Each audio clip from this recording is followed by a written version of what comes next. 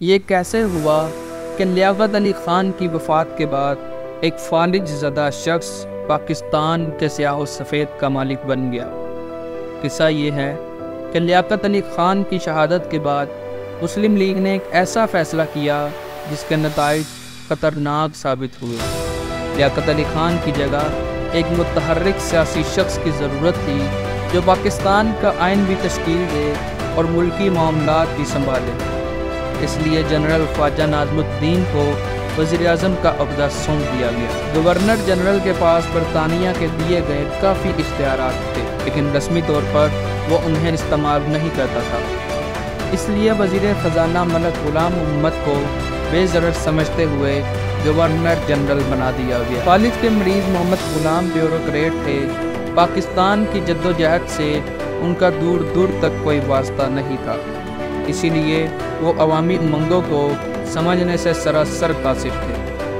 اس پر مزید یہ کہ فالج کی باعث ان کی گفتگو کسی کو سمجھ میں نہیں آتی تھی۔ ان کی امریکی سیکرٹری ترجمے کے فرائض سر انجام دیتی تھی۔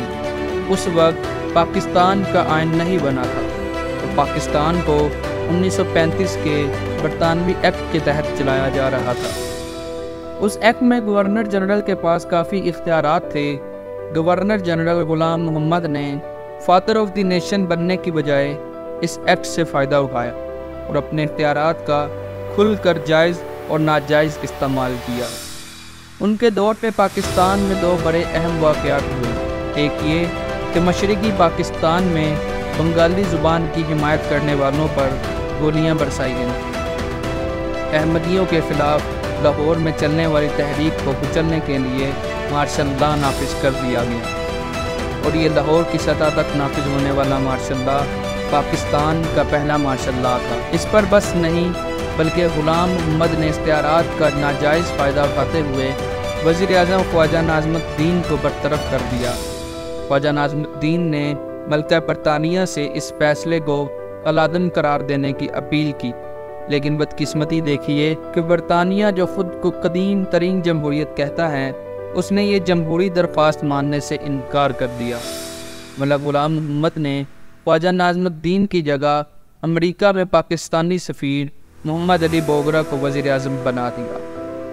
اگلے برس یعنی 1954 میں غلام محمد دستور ساز اسمبلی کو بھی برطرف کر دیا، حالانکہ اس وقت پاکستان کا پہلا آئین تقریباً تیار ہو چکا تھا۔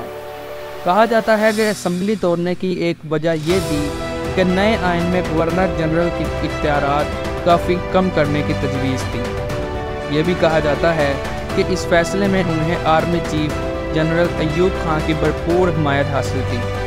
ستم بلائے ستم کہ غلام محمد کے دور میں army chief general Ayub Khan وزیر دفاع بھی مقرر کر دیے گئے، اور یوں اقتدار کے ایوانوں میں فوجی فوٹوں کی گونج سنائی دینے لگی۔